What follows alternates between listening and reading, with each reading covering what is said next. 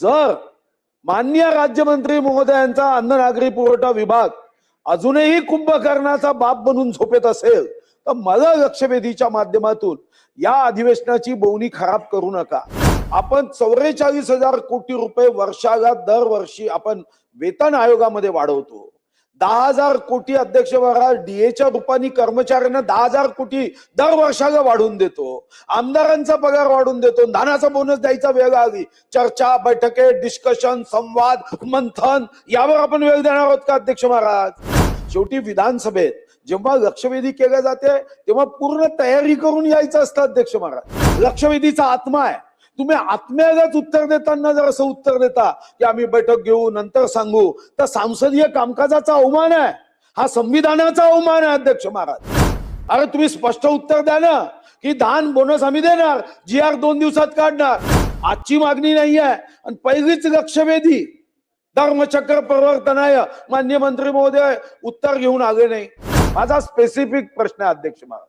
माननीय राज्यमंत्री महोदयांकडून मला उत्तर असं अपेक्षित नाहीये की माननीय मुख्यमंत्र्यांशी मी बोलतो, माननीय अन्न नागरी पुरवठा मंत्री कॅबिनेट मंत्र्यांशी बोलतो, कारण 25 डिसेंबर पासून जर कार्यवाही करण्याचे आदेश आणि तेही कोणी सामान्य आमदाराचे मंत्र्याचे नाहीये, स्वतः खुद्द मुख्यमंत्री महोदयांचे आहे आणि खुद्द मुख्यमंत्री महोदयांचे इतके स्पष्ट त्वरित कार्यवाही करावी असे आदेश असताना जर माननीय राज्यमंत्री महोदयांचा अन्न नागरी पुरवठा विभाग अजूनही कुंभकर्णाचा बाप बनून झोपेत असेल तर मला लक्षवेधीच्या माध्यमातून या अधिवेशनाची बोवणी खराब करू नका।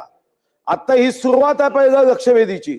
स्पेसिफिक घोषणा करा की मागच्या वर्षी जसा GR काढला अध्यक्ष महाराज, या GR मध्ये तुम्ही स्पष्ट लिहिलंय की डिस्ट्रेस सेल मागच्या वर्षी जेव्हा 2300 रुपये साधारण दानाचा भाव होता, 2320 रुपये दानाचा भाव होता, तेव्हा तुम्ही सांगितलं की गारपीट आला, पाऊस आला, धान उत्पादक शेतकऱ्यांच्या चेहऱ्यावर दुःख आहे, ते दुःख डिस्ट्रेस सेल हे असल्याने आम्ही बोनस देतो। आता ही तीच परिस्थिती, या परिस्थितीमध्ये कोणताही बदल झालेला नाही आणि म्हणून आपल्याकडून कदम साहेब या संदर्भातले ठोस कदम अपेक्षित आहे। लडखडणारी उत्तर देऊ नका एवढी विनंती आहे। एका वाक्यात उत्तर द्या, जरी मी जास्त बोललो असलो तरी, की धानाचा बोनस देण्याचा GR 2 दिवसात निघेल तरच पुढे कॅबिनेट व्हायची शक्यता, अन्यथा कधीही होऊ शकत नाही। मोहन मते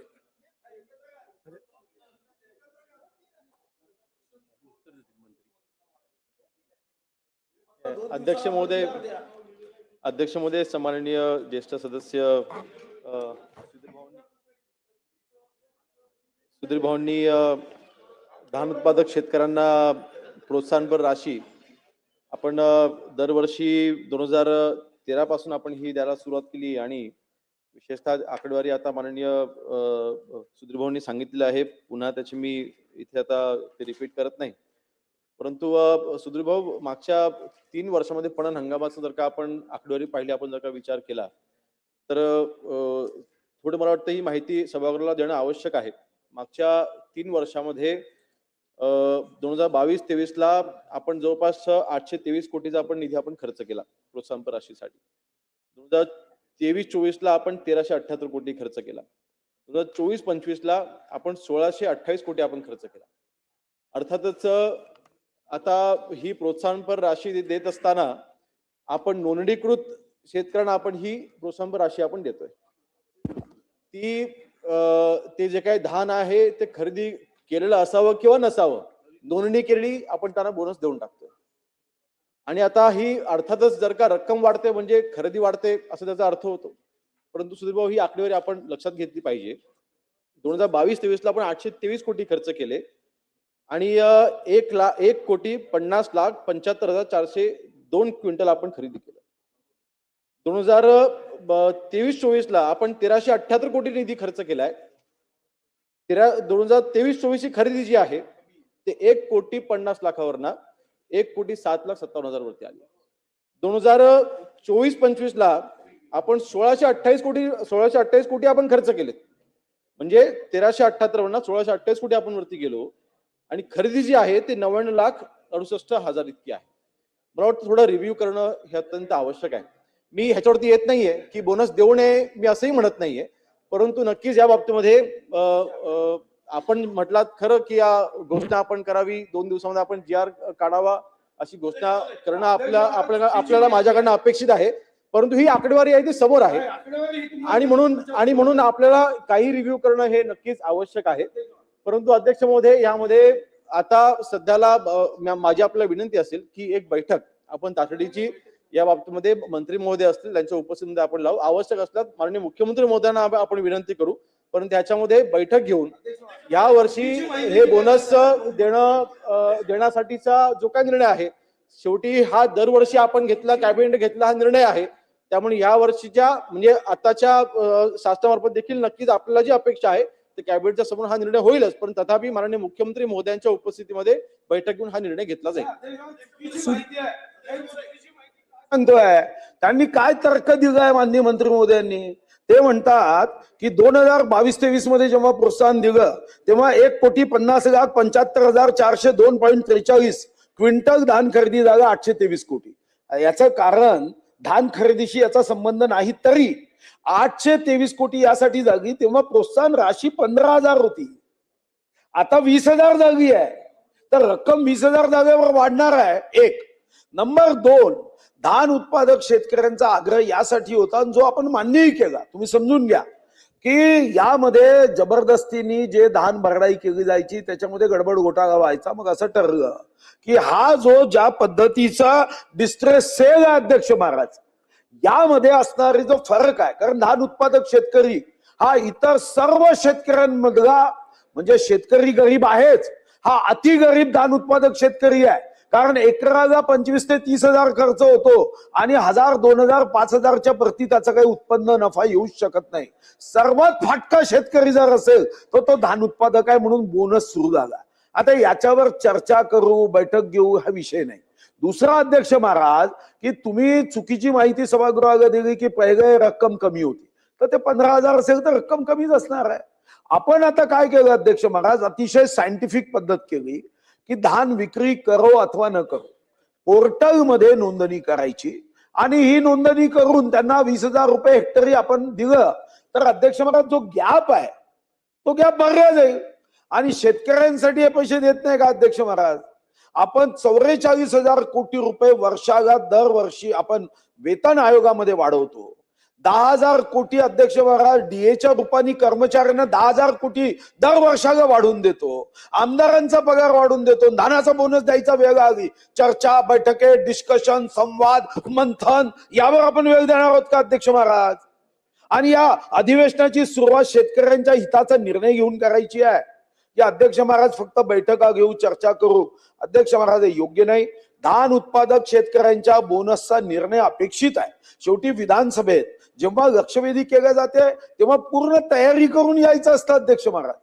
इथं असं उत्तर अपेक्षित नाहीये. हा, अचानक एखादा उपप्रश्न आला आणि या उपप्रश्नाची माहिती जर सरकारकडे नसेल त्याच्यावर निर्णय हा नंतर केला जातो. हा उपप्रश्न आहे का अध्यक्ष महाराज? लक्षवेधीचा आत्मा आहे.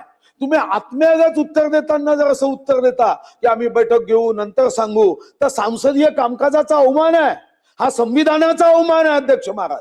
तुम्हाला लक्षवेधी स्पष्ट भाषेत आहे की धान उत्पादक शेतकऱ्यांना बोनस द्यायचा की नाही द्यायचा, आणि याला लाजायचं काय? मी काय उखाणे घ्यायला सांगतोय का मंत्री महोदयांना? अरे तुम्ही स्पष्ट उत्तर द्या ना की धान बोनस आम्ही देणार, GR 2 दिवसात काढणार. याचा अर्थ काय आहे की तुम्ही अजूनपर्यंत कोणतीही तयारी 25 डिसेंबर 2025 पासून त्वरित कार्यवाही करावी असं म्हटल्यावर येत नाही. तुमच्या भातात खडे पडल्याशिवाय कसे राहतील अध्यक्ष महाराज? खाताना तुम्हाला घासामध्ये खडा येईल. यांनी 25 डिसेंबर पासून आपण मागणी केली आहे. आजची मागणी नाही आहे आणि पहिलीच लक्षवेधी धर्मचक्र प्रवर्तनाय माननीय मंत्री महोदय उत्तर घेऊन आले नाही. जे आकडे सांगताय ते चुकीचे आकडे सांगताय आणि त्याचा काही तर्क नाही. मग सांगा देत नाही धानाचा बोनस, विचार काय करायचा आहे? द्यायचा नाही ना तुम्हाला धानाचा बोनस, तर स्पष्ट सांगा ना. एवढं लपवून छपून यांनी आपल्याला सांगायची आवश्यकता नाही. आमची आग्रही या लक्षवेधीमधून मागणी आहे की तुम्ही धानाचा बोनस देण्याची घोषणा करा. प्रथम मी आकडेवारी ही चुकीची सांगितलेली नाही. जी आकडेवारी आहे आपण म्हटलात की 15,000 होती 2022-23 ला आणि 23-24 ला ही 20,000 झाली. मग 500 रुपयाचा फरक होता. रक्कम जवळपास दुप्पट झालेली आहे. 15,000 रुपयांना जर का 30,000 झाली असती तर रक्कम दुप्पट होणे अपेक्षित होतं.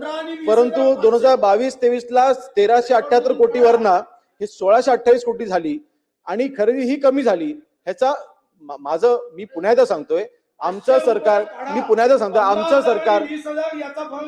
सरकार बोनस देण्याच्या विरोधात नाही, परंतु अध्यक्ष महोदय बोनस देत असताना ते योग्य हाती पण गेला पाहिजे. मी एक माहिती म्हणून सांगतोय की फक्त नोंदणी केली की डायरेक्ट बोनस मिळतोय. अध्यक्ष महोदय, नोंदणी करण्याची जी प्रोसिजर आहे त्याच्यामध्ये देखील आपल्याला काही बदल करणं आवश्यक होतं. 2 वर्षापूर्वी आपण तिथे आधार कार्ड बेस देखील आपण नोंदणी करत नव्हतो.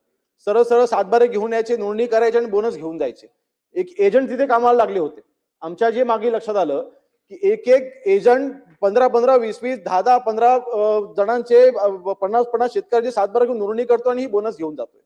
मग आपण आधार कार्ड कंपल्सरी केलं. बँक अकाउंट ट्रान्सफर आता आपण थेट करतोय. जे आधार कार्ड लिंक झालेलं आहे, ज्या आधार कार्डाची आपली नोंदणी झालेली आहे त्याच आधार कार्डचं बँक अकाउंट असेल तिकडे आपण डायरेक्ट आता ट्रान्सफर करतो. आपण क्रॉस चेकिंग करतोय. तर असे काही रिव्ह्यूज आपण करतोय. मग अध्यक्ष महोदय, बोनस देण्याच्या बाबतीमध्ये सरकार आमचं नकारात्मक अजिबात नाही, परंतु ह्या हंगामामध्ये बोनस देण्याचा निर्णय हा नक्कीच माननीय मुख्यमंत्री महोदयांच्या उपस्थितीत बैठक घेऊन त्याच्या बाबतीत निर्णय घेण्यात येईल. सुधीर भाऊ कारण शेतकऱ्यांच्या खात्यात डायरेक्ट पैसे जाते. अशा पद्धतीचं उत्तर शासनाकडून शेतकऱ्याचा अवमान करणारा अपेक्षित नाहीये. शेतकऱ्यांच्या खात्यात दानाचा बोनस डायरेक्ट जातो. शेतकऱ्यांनी नोंदणी करायची आहे, यांना माहिती आहे ना. हे असं सांगताय की एजंट नोंदणी करतात. काय माहिती